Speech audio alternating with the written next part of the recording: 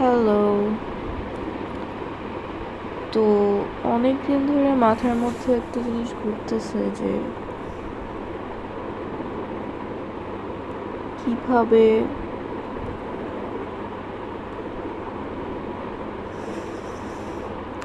মানে motivation, right? So মানুষের মাথায় মোটিভেশন যেভাবে কাজ করে সেটা হচ্ছে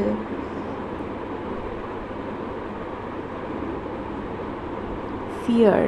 ফিয়ারের মাধ্যমে মানুষ অনেক সময় বুঝে যে I might be driven into certain way.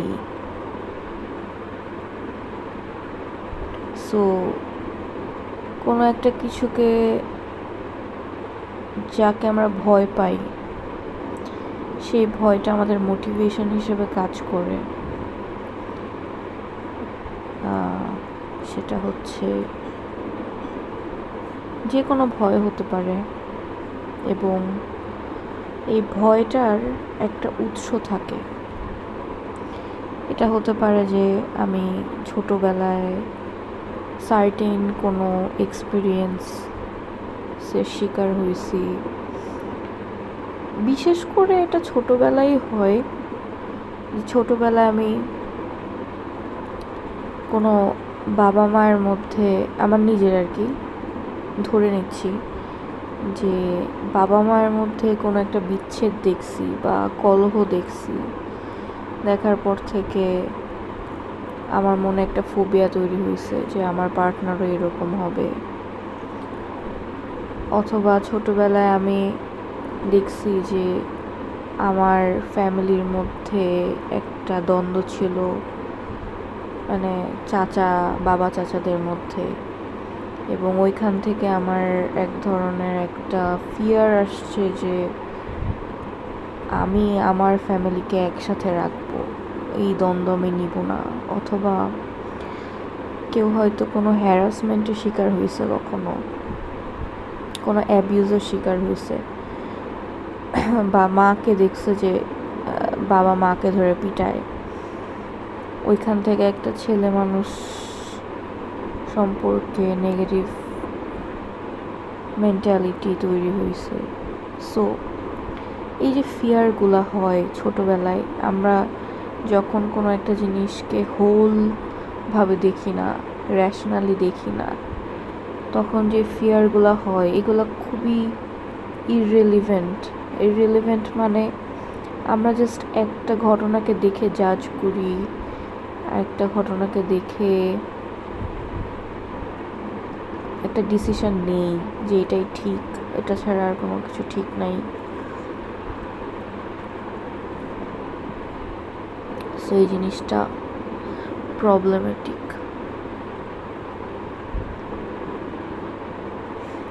এবং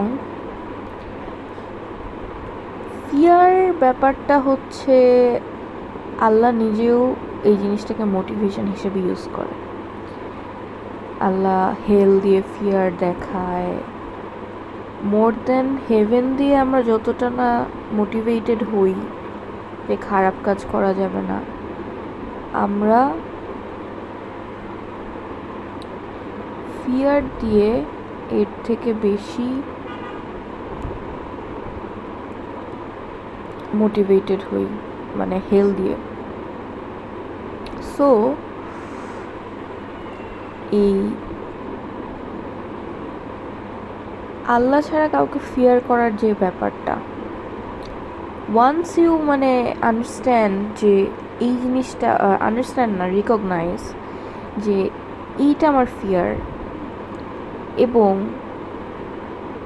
তুমি ওই ফিয়ারের পিছনের রিজনটা খুঁজে পাও, এটা নিজে নিজে চিন্তা করে যে এই ফিয়ারটা আমার কোত্থেকে আসলো, এই ফিয়ারটার পিছনে কি কাজ করছে, আমার ছোটোবেলার কোন ব্যাপারটার কারণে আমি এখন এইরকম ফিল করতেছি। এই জিনিসটা যখন তুমি রিয়েলাইজ করা স্টার্ট করো, তখন যেটা হয়, তখন ধীরে ধীরে তুমি ফিয়ারটা রিজলভ করতে পারো। এটা অনেক ইন্টারেস্টিং একটা ব্যাপার যে যেটা তোমার ফিয়ার ছিল সেইটা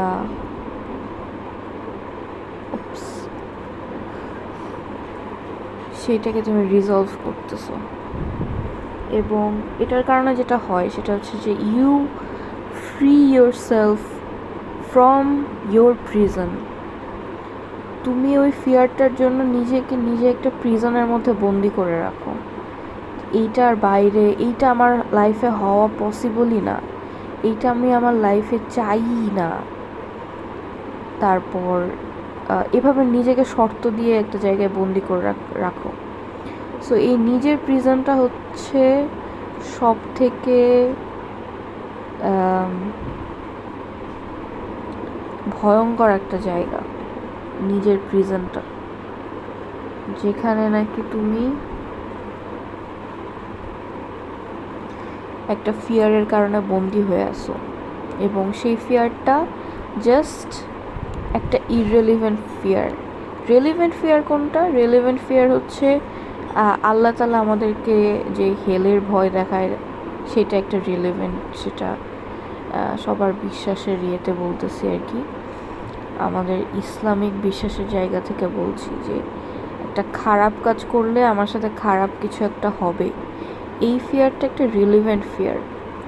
বাট আমরা যে ছোটোবেলার ট্রমাটিক এক্সপিরিয়েন্সগুলো থেকে নিজেদের মতো একটা রিয়ালিটি বানাই যে এটাই ঠিক, এটাই আমি চাই আমার লাইফে, এটাই ভুল, এই ফিয়ারগুলো হচ্ছে ইররেলিভেন্ট ফিয়ার।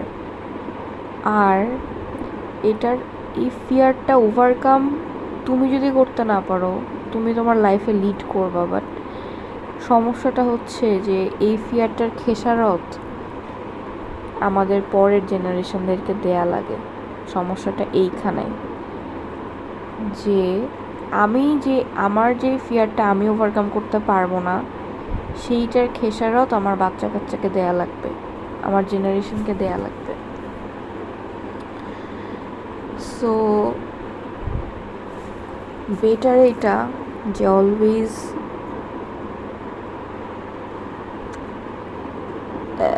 কোনো ফিলোসফি লাইক 100% ট্রু, মানে 100% যে ঠিক, এটাই ঠিক এরকম বলা যাবে না, বাট কিছু কিছু প্রিন্সিপালস আছে যেগুলা অ্যাকচুয়ালি ফলো করলে লাইফে অনেক পিস আসে। এর মধ্যে একটা হচ্ছে দাও, চাইনিজ ফিলোসফি। এটা হচ্ছে একেবারে নেচারের লয়ের সাথে নিজেকে ফানা করে দেয়া, নেচারের ল একসেপ্ট করা, একসেপ্টেন্স, যেটা যেভাবে আসতেছে সেটাকে সেভাবে একসেপ্ট করা। সো এইভাবে লাইক ফিয়ারটাকে যদি আমরা একসেপ্ট করতে পারি যে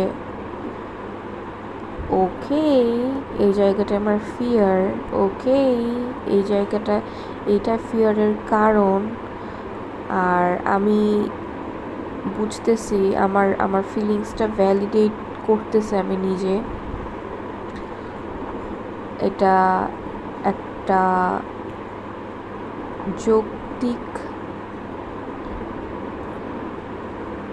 যৌক্তিক ফিলিংস, এটা আমার মনের মধ্যে আসতেই পারে, কিন্তু এইটা কি ঠিক কিনা এটার জাজ আমি করব। এবং এই ফিয়ারটা আমার লাইফে কত এক্সটেন্টে আমি অ্যালাউ করতেছি সেই জিনিসটা আমি ঠিক করব। আমি এই ফিয়ারটাকে আমাকে কন্ট্রোল করতে দেব না, আমি কন্ট্রোল করব যে আমি কতটুকু এটা মানে এই ফিয়ারটা থেকে আমি লাইক কিভাবে কতটুকু কন্ট্রোলড হইতে চাই সেটা আমার হাতে থাকবে। So fear should be mindful যে আমি এই এক্সটেন্টে ফিয়ারকে অ্যালাউ করতেছি, এটার বাইরে আমি অ্যালাউ করব না। এটার বাইরে কি বাউন্ডারিটা কি হবে? বাউন্ডারি হচ্ছে যে আল্লাহর ল, আমাদেরকে একটা জায়গায় যেই সাবমিট করতে হবে, সেটা হচ্ছে আল্লাহর ল। এই আল্লাহর ল এর বাইরে আল্লাহর ল যদি ভঙ্গন হয়, সেই জায়গাটাতেই বিশৃঙ্খলা, সেই জায়গাটাতেই ফাসাদ, সেই জায়গাটাতেই যত ধরনের ফিতনা এবং অশান্তি। এই অশান্তিটাকে তাই প্রিভেন্ট করার জন্য আমাদের আল্লাহর লয়ের প্রতি সাবমিট করতে হবে। আর আল্লাহর লয়ের প্রতি সাবমিট করলে তখন দেখা যাবে যে আমাদের ফিয়ারটা যদি ইররেলিভেন্ট কোনো ফিয়ার হয়, সেটা ধীরে ধীরে ধীরে ধীরে ধীরে ধীরে ধীরে ধীরে ধীরে একটা সলিউবল পর্যায়ে চলে যাবে, সলিউট হয়ে যাচ্ছে। আমি আল্লাহকে আমার ফিয়ার দিয়ে দিচ্ছি। আর সব থেকে যেটা অ্যামেজিং জিনিস, সেটা হচ্ছে এই ফিয়ারটা ওভারকাম করার যে ফিলিংসটা, এইটা এত মানে এটা অ্যাড্রেনালিন রাশ টাইপের মতো মজাদার, মানে ওই টাইপের না, এটার থেকেও বেশি শান্তিদায়ক যে আমি এমন একটা জিনিসের প্রতি সাবমিট করতেছি যে এটা আমার থেকে গ্রেটার একটা জিনিস, মানে আল্লাহ তাআলা। এই যে ফিলিংসটা যে আমি আল্লাহ তাআলার কাছে সাবমিট করতেছি আর আমার ফিয়ার থেকে বের হয়ে আসতেছি, এই ফিলিংসটা ভয়ঙ্কর রকমের একটা মানে শান্তি দেয়। এটা মানে মুক্তির শান্তি, মুক্তির যে শান্তিটা, যে আমাকে এখন কেউ আটকাইতে পারবে না, বা আমি নিজের জন্য ইনাফ, বা আল্লাহ আমার জন্য ইনাফ। এই জিনিসটা যখন রিয়েলাইজ করবো আমরা লাইফের প্রত্যেকটা ক্ষেত্রে, তখন এই জিনিসটা যে কী পরিমাণে শান্তি নিয়ে আসে, এটা যে ফিল করছে শুধু সেই বুঝতে পারবে। সেটা বলে না যে being slave of God is greater than being slave of yourself. So আসলে এটা ট্রু। এবং আমরা র্যাশনাল থিঙ্কিং আর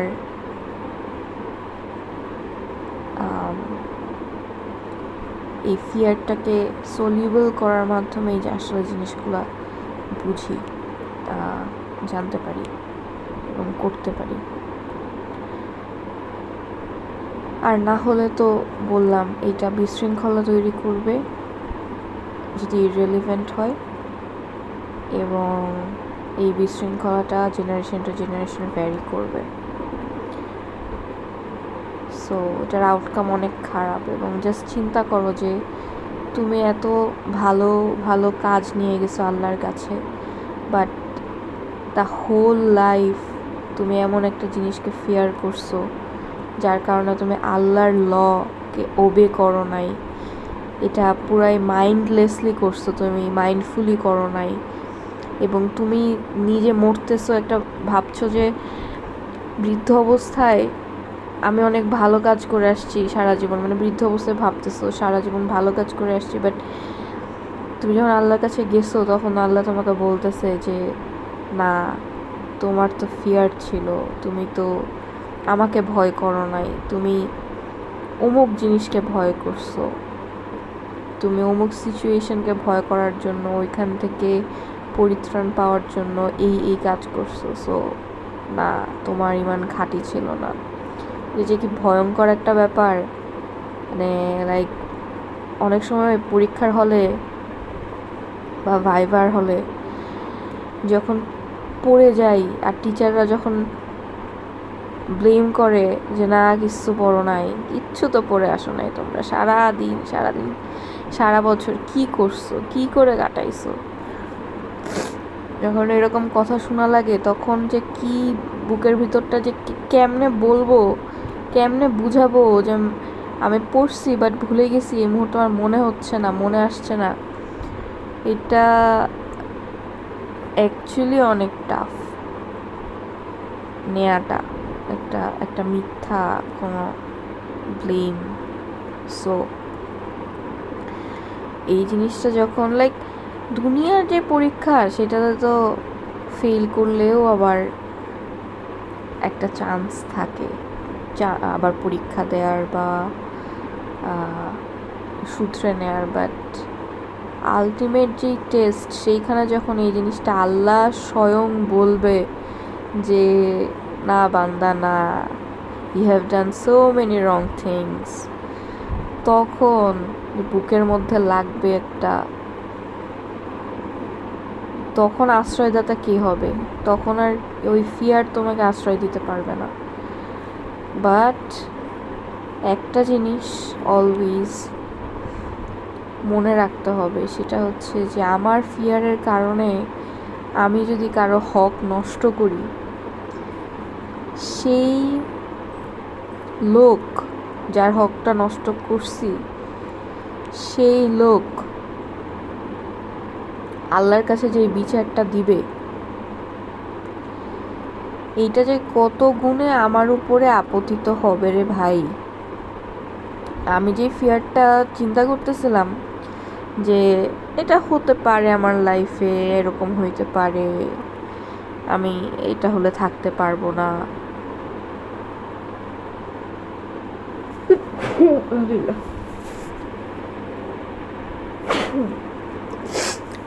তো তুমি হয়তো ফিয়ারটা জয় করলে দেখতা যে না, এটা এমন কিছুই ছিল না, এটা এমন কোনো ব্যাপারই ছিল না, এভাবেও বেঁচে থাকা যায়, এটা এমন কোনো বড় ব্যাপার ছিল না যত বড় করে আমি দেখতেছিলাম। কিন্তু জাস্ট বিকজ তুমি নিজেকে এক্সপেরিমেন্ট করার টাইম দাও নাই, আর নিজের সাথে নিজে অনেস্ট থাকো নাই যে ফিয়ারটা রিলেভেন্ট নাকি ইররিলেভেন্ট, এটা একটু বের করার ট্রাই করি, যেহেতু করো নাই, দ্যাটস ওয়াই। আর যেটার জন্য তুমি মানুষের হক মারছো,